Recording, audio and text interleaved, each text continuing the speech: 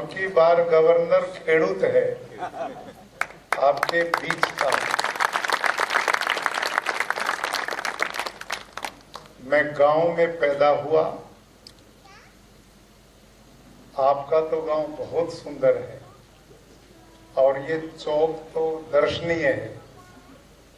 अच्छा, ईमानदारी से बताओ, इसकी सफाई ऐसे ही रहती या आज सफाई है? ऐसे ही रहती है। बहुत बधाई, वेरी गुड, बहुत बधाई। मतलब अब तक मैं बहुत गांव में गया, लगभग 40-45 गांव में आप ही की तरह जाता हूँ। गांव के स्कूल में सोता हूँ, खेड़ूत के खेत में ट्रेनिंग देता हूँ और गाय का कल दूध भी निकालेंगे और हल होगा तो हल भी चलाएंगे। तो गारंटी है ना, मैं पक्का खेड़ूत हूँ। तो बिल्कुल आपकी तरह। आपका तो गांव बहुत, मैंने बताया ना, मॉडर्न गांव, भव्य भवन है, इतना बड़ा चौक है, साफ सुथरी गलियां हैं। तो ये बहुत सभ्य और अच्छे लोगों की पहचान है। आपके बीच में आकर बहुत अच्छा मेरे को लगा। आपका स्कूल भी छोटा है लेकिन बहुत साफ सुथरा है और ये सब कुछ लोगों की सोच पे निर्भर करता है। मैं गांव-गांव में जाता हूं और मेरे को लोक भवन से ज्यादा, राजभवन से ज्यादा गांव में मजा आता है, क्योंकि गांव में ही सारी जिंदगी कटी। अब तो स्कूल में पंखे भी हैं, फर्नीचर भी है, लेकिन मैं जब पढ़ता था, मेरी बेटियों और बहनों और भाइयों, उस समय नीचे बिछाने का भी सामान नहीं मिलता था। ये जो यूरिया का बोरा बचता है ना, इसको लपेट के यहाँ दबा के, और इधर थैला बस्ता होता था बुक्स का, ऐसे जाते थे। उसको बिछाया और शाम को इकट्ठा करके घर ले आए। न पंखा था न बिजली थी। और ये मेरा स्कूल नहीं, सभी लगभग ऐसे ही होते थे। तो वो जिंदगी मैंने जी है। और स्कूल जाने से पहले पशु होते थे, गाय भैंस, उनकी सेवा में पूरी मदद छोटी उम्र में हमें करनी पड़ती थी। और जो काम आजकल 10वीं 12वीं के बच्चे नहीं कर पाते, वो हम 3rd 4th से कर लेते थे। आप ही करते थे ना, ऐसे सब करते थे।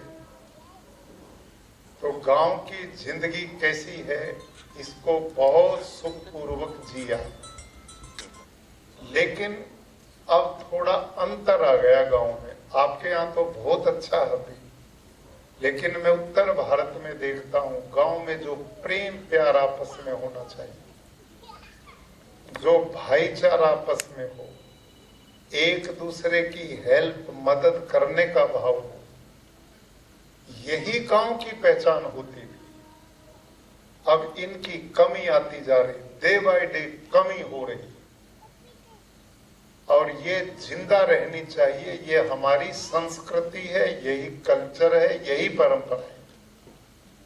तो आज इस रात्रि सभा में 1 2 3 बातें आपके बीच में मैं रखना चाहता हूं। मैं 35 वर्ष तक प्रधानाचार्य रहा हूं गुरुकुल कुरुक्षेत्र में। कुरुक्षेत्र वही जगह जहां महाभारत का युद्ध हुआ था, जहां भगवान कृष्ण ने गीता का उपदेश दिया था। मैं वहीं का रहने वाला हूं। और अब 4 गुरुकुल हैं हमारे, जो उसमें 5000 बच्चे पढ़ते हैं। एक ओनली फॉर गर्ल्स के लिए बेटियों का गुरुकुल है, बाकी बेटों के। तो उनके अनुभव के आधार पर एक शिक्षक होने के नाते, खेड़ूत होने के नाते, जो अनुभव मैं ले पाया, मैं ये चाहता हूं कि वो अनुभव मेरे गांव के लोगों को मिलने चाहिए, जिससे उनकी भावी जिंदगी सरल हो सके। पहली बात जो मैं निवेदन करूंगा, मेरी बहनों और भाइयों,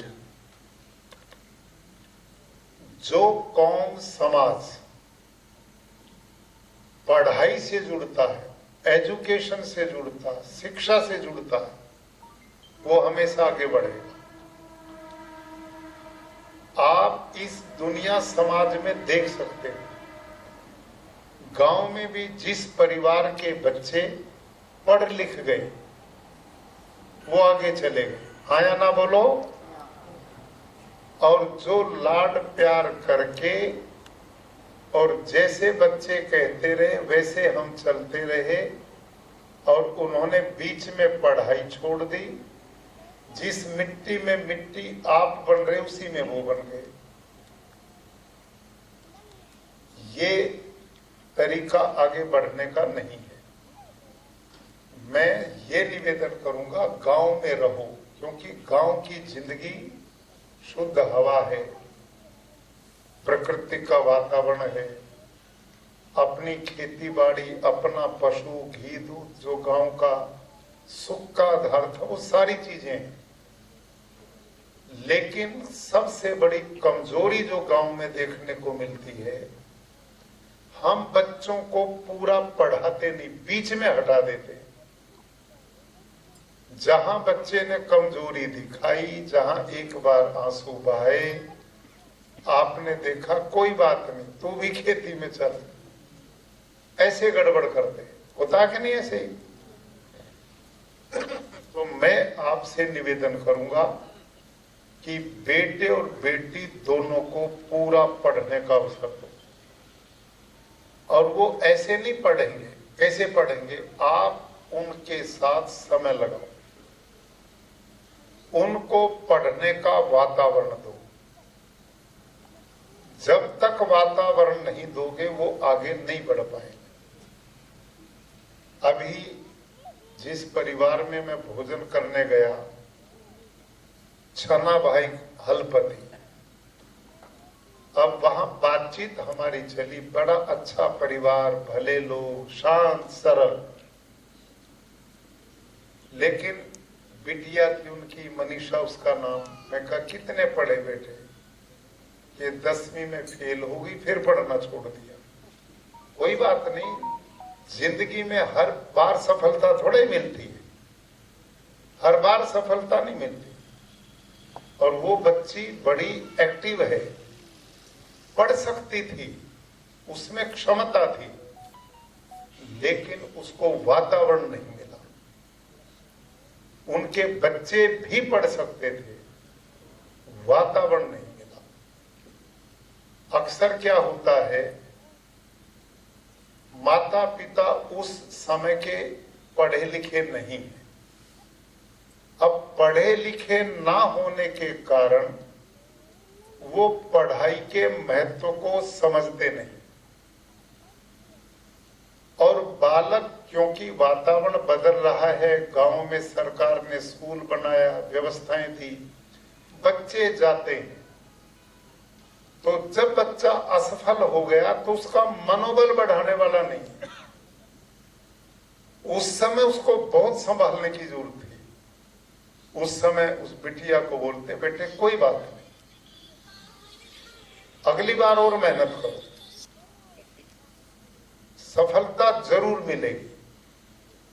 ऐसे ऐसे लोग हैं बहनों और भाइयों दुनिया में, जो 10-10 बार फेल हुए जिंदगी में, एक क्लास में 10 बार, लेकिन लक्ष्य नहीं हारे, चलते रहे और अंत में सफल हुए और ऐतिहासिक आदमी बन जाते।